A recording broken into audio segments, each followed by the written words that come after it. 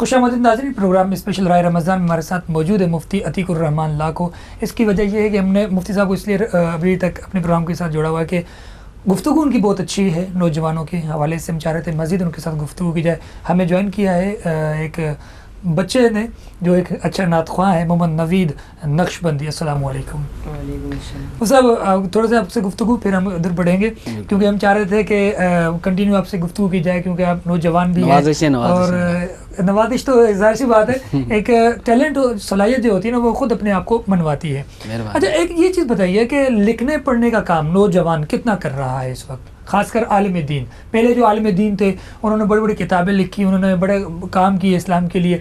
इस वक्त जो हमारे नौजवान उलमा हैं वो क्या काम कर रहे हैं? बिल्कुल अच्छा सवाल है, बहुत अच्छा सवाल है, क्योंकि एक तहरीर का बहुत बड़ा अंदाज़ होता है। यकीनन कलम जो होता है वो ज़बान से भी बाज़ औक़ात उसका असर ज़्यादा होता है। बेसिकली जो इल्म है, उलमा हैं, इदारे हैं, मदारिस हैं, बहुत ये इनका एक किरदार होता है, मुआशरे में बहुत बड़ा मकाम होता है।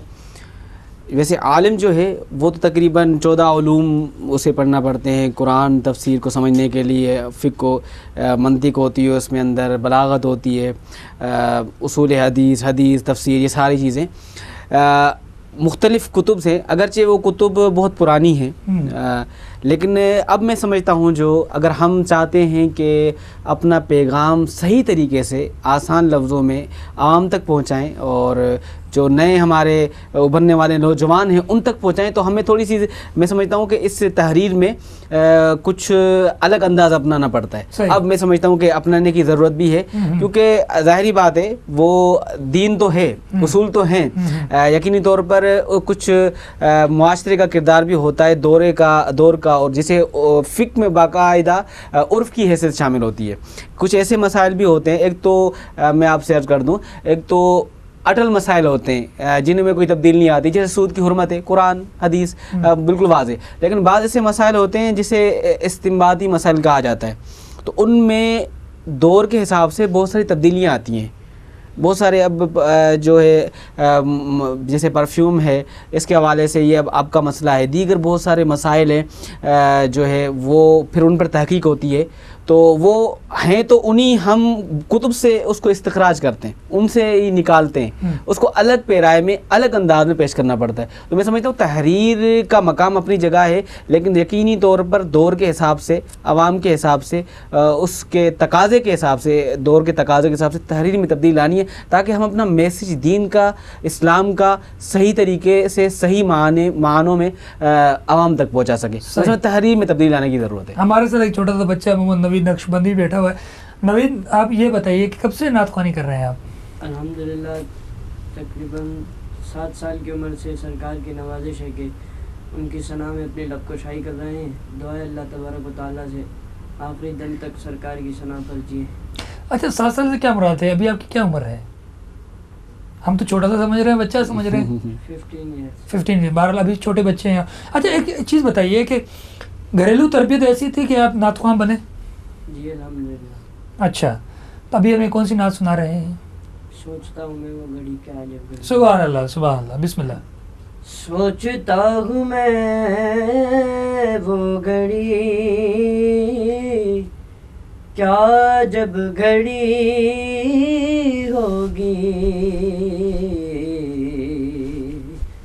जब दरे नबी पर हम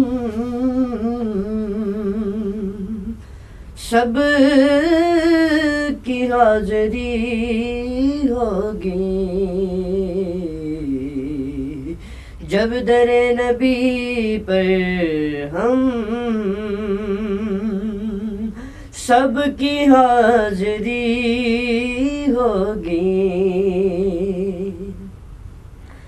आरज़ू है सीने में,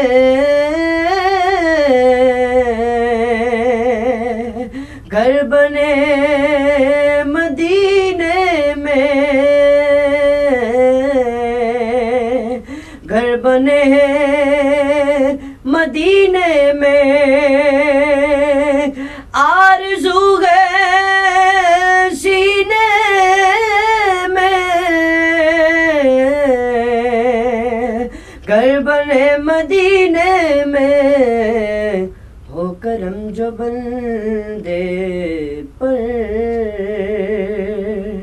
بندہ پروری ہوگی، ہو کرم جو بندے پر بندہ پروری ہوگی. سبحان اللہ سبحان اللہ. سوکھ لیں گے اس کے لیے رحمتوں کے دروازے، رحمتوں کے دروازے سوکھ لیں گے اس کے لیے رحمتوں کے دروازے. کہ نعت مصطفیٰ جس نے ایک بھی سنی ہوگی، سبحان اللہ. نعت مصطفیٰ جس نے ایک بھی سنی ہوگی. دیکھ تو نیازی ذرا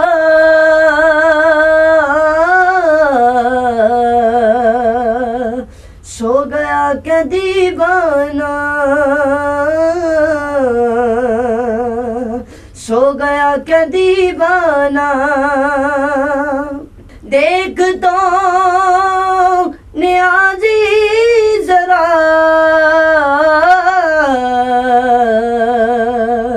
سو گیا کیا دیوانہ. ارے ان کی یاد میں شاید آنکھ لگ گئی ہوگی، ان کی یاد میں شاید آنکھ لگ گئی ہوگی. سوچتا ہوں میں وہ گھڑی کیا جب گھڑی ہوگی، جب در نبی پر ہم سب کی حاضری ہوگی. سبحان اللہ سبحان اللہ. محمد نبی نقشبندی بہت اچھے انداز سے پڑھا. سب ایک سوال یہ ہے کہ ہم لوگ جو اس وقت عبادات کرتے ہیں، خاص کر جو نوجوان ہیں، وہ عبادت ایسی کرتے ہیں کہ آئے نماز پڑھ کر چلے گئے، آئے روزہ رکھا چلے گئے، حج کرنے چلے گئے، عمرہ کرنے چلے. تو کیا بناوٹ کا اس میں اصول پنا ہے اس کے اندر؟ یقینی طور پر ویسے عبادت جو کی جاتی ہیں ساری جتنی ہیں، اور اس میں جو دکھاوا اگر رئی برابر بھی ہو، رئی کے دانے کے برابر، تو وہ تو درست نہیں ہے. عبادات دکھاوے کے لیے کرنا وہ تو پھر اللہ تعالیٰ کے لیے نہ ہوئی بلکہ مخلوق کے لیے ہوئی. تو عبادت میں تو مخلوق کا عنصر ہی نہیں ہونا چاہیے. بلکہ یہ ہے کہ نماز کے بارے میں تو حدیث شریف کے اندر آتا ہے کہ نماز اس طرح ادا کرو کہ گویا کہ آپ اللہ کو دیکھ رہے ہیں. اگر اللہ کو آپ نہیں دیکھ رہے تو پھر یہ رکھو کہ اللہ آپ کو دیکھ رہا ہے. تو یہ ایک نماز میں یا عبادت میں یہ ہماری نیت ہونی چاہیے کہ ہم جو کر رہے ہیں اللہ تعالیٰ کے لیے. اگر ہم دیکھ رہے ہیں، اگر ہم نہیں دیکھ پا رہے تو اللہ ہمیں دیکھ رہا ہے. تو یہاں تو اگر ہم یہ دکھاوا یہ چیزیں تو پھر اسلام میں بالکل نہیں ہے. اور اسی لیے جو ہے بزرگان دین جو ہے وہ اس طرح کے اعمال بالکل چھپ کر کیا کرتے تھے تاکہ شائبہ بھی نہ ہو. بالکل یہ ایسی ہے بعض اوقات تو ایسی لوگوں کے سامنے اس طرح کرنا. اور بلکہ اس کو ایک تو ہمارے استاد کہتے تھے کہ تقویٰ کا جو ہیضہ ہوتا ہے یہ بہت برا ہی ہوتا ہے. کہ بعض اوقات انسان تقویٰ میں تکبر یہ بڑی خطرناک چیز ہوتی ہے. اس سے انسان کے اعمال غارت ہو جاتے ہیں. اچھا، تقویٰ سے ایک بات یاد آئی کہ ہمارے بعض ایسے لوگ ہیں جو ہر چیز اپنے ہاتھ میں رکھتے ہیں، جیسے وضو بار بار کرنا اور تھوڑا سا کوئی چیز لگی بار اس کو دھونا. یہ کیا چیز ہے؟ نہیں، بلکہ یہ آپ بڑا اچھا سوال کیا. بعض اوقات اس کو سمجھا جاتا ہے ہم درست کر رہے ہیں، حقیقتاً کیا ہوتا ہے مسائل سے ناواقفیت ہوتی ہے. یہ ایسا بالکل نہیں ہے. تو پانی کا زیان ہوا بار بار کرنا. ویسے اگر دیکھا جائے کہ اگر نماز کے لیے وضو کر رہے ہیں تو یہ استحباب ہے. اگر وضو بھی ہے تو وضو پر وضو کرنا ہے یہ مستحب وضو کہلاتا ہے. وضو کی بہت ساری قسمیں ہیں, اس میں سے ایک قسم یہ ہے کہ اگر وضو پر وضو کیا جائے تو یہ مستحب ہوتا ہے. لیکن بار بار وضو اس لیے کرنا کہ شک ہو, اور ویسے جو شک ہوتا ہے اس کے لیے ایک اصول ہے اسلام کے, تو شک کو یقین پر ہم غالب نہیں کر سکتے, کیونکہ اگر تمام چیزوں کی بنیاد شک پر ڈال دیں تو ابھی میں بھی سوچنے لگوں کہ بھائی کیا میرا بھی وضو نہیں ہے. تو اسلام کا اعتبار ہوتا ہے یقین پر. آپ کو یقین ہے کس طریقے سے کہ آپ کو وضو نہیں ہے, پھر ہے. شک اور شبے کا کوئی حیثیت نہیں ہوتی دیگر چیزوں میں بھی, یہاں پر تیقن کی بات ہوتی ہے. اگر شک اور شبے کی حیثیت ہم رکھیں تو پھر بہت سارے مسائل کھڑے ہو جائیں گے جن سے ہمیں جان چھڑانا مشکل ہو جائے گی. اچھا ایک یہ بھی ہوتا ہے کہ جی ہمیں جو ہے نا نماز میں نماز کے بعد ہم جو تلاوت ریڈیو پہ سن رہے ہیں, ٹی وی پہ سن رہے ہیں, ہم تو جناب وہی تلاوتیں سنتے ہیں, خاص کر تراویح کے حوالے سے کہ جی مکہ مدینہ کے ہم جو نا دیکھ رہے ہوتے ہیں, لہٰذا ہم تراویح نہیں پڑھنے آتے, انہی کے ساتھ تراویح مل کے پڑھ رہے ہوتے ہیں. یہ کیا صحیح ہے اس طرح؟ نہیں, امامت کے اصول ہیں بہت سارے. امامت یہ نہیں ہے کہ اگر کہیں اور گلی میں بھی ہے تو اس طرح بھی نہیں ہو سکتا, بلکہ فقہاء نے مختلف حیثیتیں بیان کی ہیں کہ امام اور مقتدی میں کتنا فرق ہونا چاہیے. بلکہ ہے کہ ایک اتنا فاصلہ ہو کشتیوں میں کہ دوسری کشتی وہاں سے چلی جائے, یا ایک راستہ ہو جہاں سے گاڑی چلی جائے, تو اتنا فرق ہو گیا تو پھر وہ اقتدائی نہ ہوئی. اور رہا معاملہ کہ سننا, دیکھیں میں عرض کر دوں کہ دو باتیں, ایک سننا ہوتا ہے, ایک اب سنت کیا ہے, صرف سننا نہیں ہے, تراویح بھی پڑھنا ہے. تراویح پڑھنا ایک الگ سنت ہے, اور قرآن پاک کو سننا تراویح پورا یہ الگ ہے. سنت موقدہ تراویح پڑھنا ہے, سنت موقدہ تراویح پڑھنا ہے. تو اگر پورا قرآن کی اس پہ تکمیل نہیں کی جاتی وہ بھی کوئی اتنا بڑا ایشو نہیں ہے, لیکن اگر پورا قرآن پڑھا جائے تو یہ نور علی نور ہے. تو یہ الگ حیثیت ہے, قرآن پڑھنا سننا, اور تراویح کی الگ اپنا مقام. اچھا ایسا ہے جیسے لاؤڈ اسپیکر پر ہم سنتے ہیں تراویح کی آواز, یعنی کہ قرآن شریف کی آواز آ رہی, جو گھر میں خواتین ہیں کیا وہ گھروں میں نماز پڑھ سکتی ہے اس انداز میں کہ بھائی لاؤڈ چل رہا ہے, ٹھیک ہے, اس سے تراویح کی آواز آ رہی ہے, یعنی کہ قرآن شریف؟ میں نے کہا کہ اس میں شرائط ہیں امامت کے لیے. اچھا بہت ساری شرائط رکھی گئی ہیں کہ اس طرح تو پھر مسائل ہیں امامت کے لیے شرائط ہیں, مقتدی کے لیے کون کون سی شرائط ہے, تو اس کے بلکہ اوپر اور نیچے ہونے کا بھی اعتبار کیا جاتا ہے کہ اتنا اوپر ہو اس کا, تو یہ سارے مسائل ہیں. تو یہ ایسا نہیں ہے, بلکہ جب تک وہ ساری شرائط پائی نہیں جائیں گی اس وقت تک جماعت کے ساتھ اس کی. اور دوسری ایک بڑی اہم چیز ہوتی ہے, نیت کا بھی ہونا ہوتا ہے, امام کو نیت بھی کرنا ہوتا ہے جو پیچھے پڑھ رہے ہیں. اگر خواتین کی نیت ہی نہیں کی تو پھر کیسے اس کی اقتدا ہوگی. تو یہ سارے معاملات ہیں جو مقتدی, اور یہ جو ہمارے فقہ کے چیپٹر ہے پورے امامت کے لیے شرائط ہیں اور کیا کیا ہونا چاہیے, تو اس کے حوالے سے پوری اس پہ گفتگو ہوگی. اس طرح نہیں ہوتا کہ کوئی بھی پڑھ لے یا کچھ اس طرح, یہ اس طرح نہیں ہو سکتا. بالکل, بہت ساری اور بھی چیزیں ہیں. اگر خاتون ہے وہ مرد کے ساتھ کھڑی ہو جاتی ہے تو اس پہ فقہاء نے لکھا ہے کہ پھر انہی کی نماز جو وہ بیٹھے ہوئے جو کھڑے ہوئے ہیں تو ان کی بھی فاسد ہو جاتی ہے. یہ سارے بہت سارے اس میں چیزیں ہیں اور اصول ہیں جن کو سمجھ رکھنا. سوال یہ ہوتا ہے کہ فقہاء, ائمہ اور صحابہ کرام, اب یہ جو دلائل دینے کے لیے کیا فقہاء کی شرائط کو مد نظر رکھا جائے گا یا صحابہ کا عمل؟ اس کے لیے اصول ہے, اصول فقہ کہلاتا ہے, جس کے لیے اصول فقہ مینز بہت ساری ایک طریقے سے چیزیں ہیں جو فقہاء ہے وہ کبھی بھی حدیث سے ہٹ کر بات نہیں کریں گے. اب کچھ ایسے مسائل ہیں, مثال آج کے دور میں موبائل کا مسئلہ ہے تو وہ تو پھر وہ استنباط کیا جاتا ہے, وہ الگ مسئلہ ہے. لیکن یہاں اصول میں کیا ہوتا ہے, کتاب اللہ نمبر 1, کتاب اللہ سے آپ کوئی مسئلہ استنباط کریں گے, اللہ کی کتاب قرآن مجید. دوسرے نمبر پہ جو ہے سنت ہے یعنی حدیث شریف. تیسرے نمبر پہ جو ہے قیاس ہے, قیاس بھی ایک چیز ہے. قیاس میں ایک مسئلے پر دوسرے مسئلے کو پرکھنا, اس کی علت نکال کر دوسرے میں دیکھنا کہ بھئی دونوں کے مسئلے میں جو علت ہے وہ ایک ہی ہے, تو اس پر ایک فیصلہ ہوتا ہے. پھر ایک اجماع ہے چوتھا. تو یہ 4 بیسیکلی اصول ہیں جن کے مطابق کوئی بھی مفتی یا عالم فیصلہ کرتا ہے. تو یہ نہیں ہے کہ اٹھ کر کوئی بھی کرتے. اور آپ نے بات کی صحابہ علیہم رضوان, تو صحابہ علیہم رضوان کا عمل بھی ایک حیثیت رکھتا ہے. ظاہری بات ہے وہ بھی سنت کے دائرے میں آئے گا, کیونکہ صحابہ جو کام کریں گے وہ یقینی طور پر حضور صلی اللہ علیہ وسلم کو انہوں نے دیکھا ہوگا یا آپ علیہ السلام کی کوئی حدیث ہوگی. تو ہمارے لیے صحابہ علیہم رضوان کا بھی ایک حیثیت سے ان کا عمل بھی حجت ہے, ایک دلیل ہے. تو جس طرح تراویح عرض کر دوں, جس طرح تراویح کی ایک جماعت ہے 20 رکعت, تو صحابہ خلفائے راشدین نے اس پر عمل کیا, تو آپ وہ آج تک رائج ہے.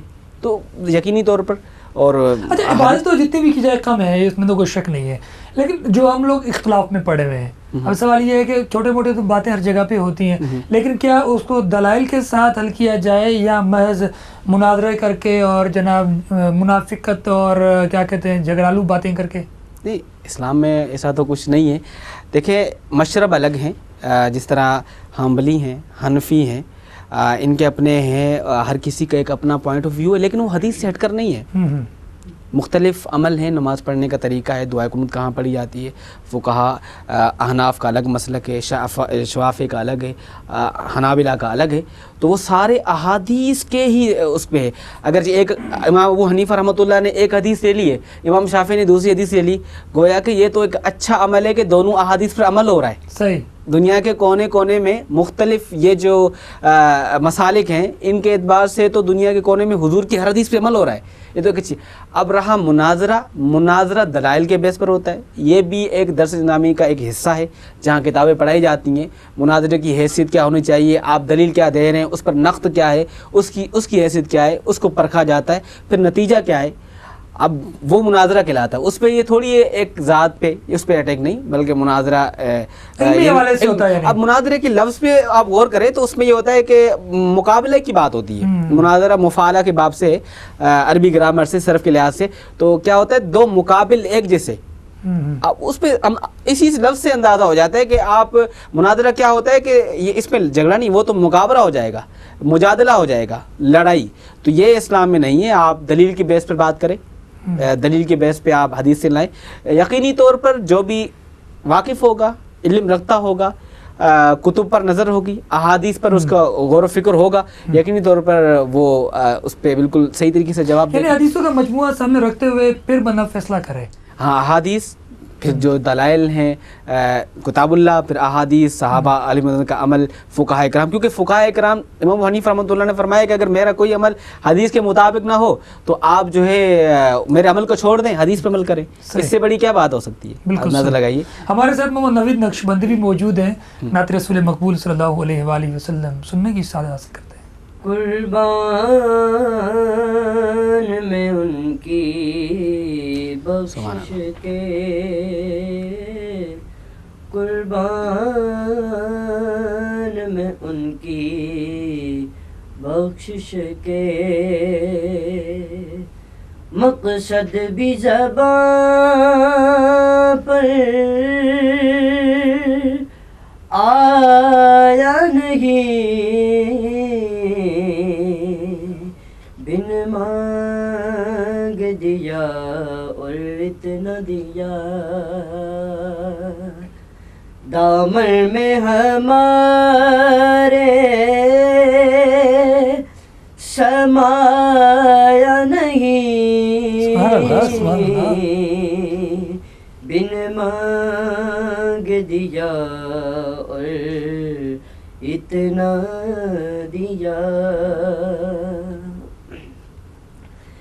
ایمان ملا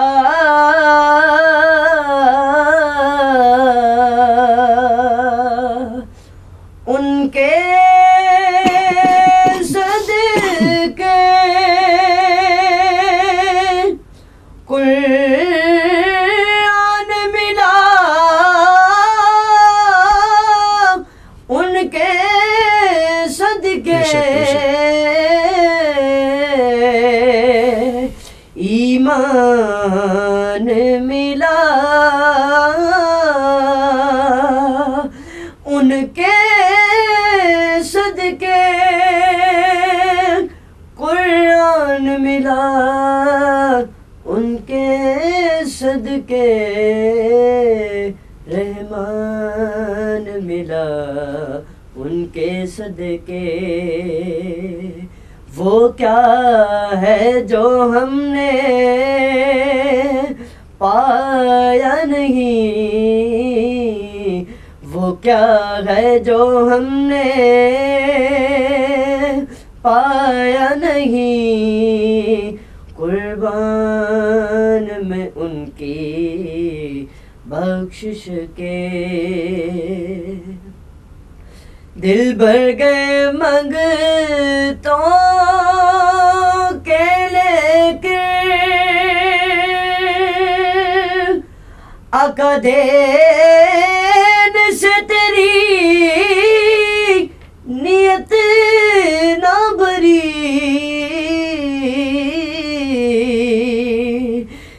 بھر گئے منگتوں کے لیکن دین سے تیری نیت نہ بھری، جو آیا اسے بھر بھر کے دیا،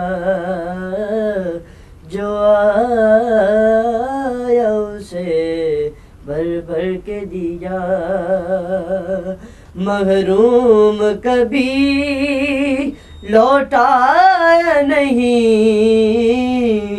محروم کبھی لوٹایا نہیں، قربان میں ان کی بخشش کے، قربان میں ان کی بخشش کے، مقصد بھی زبان پر آیا نہیں، بن مانگے دیا اور اتنا دیا، دامن میں ہمارے سما نہیں، بن مانگ دیا اور اتنا دیا۔ سبحان اللہ محمد نوید نقشبندی۔ اگر گفتگو جو کا سلسلہ جاری و ساری ہے، وقت ہوا ہے بریک کا، ملتے ہیں کچھ توقف کے بعد۔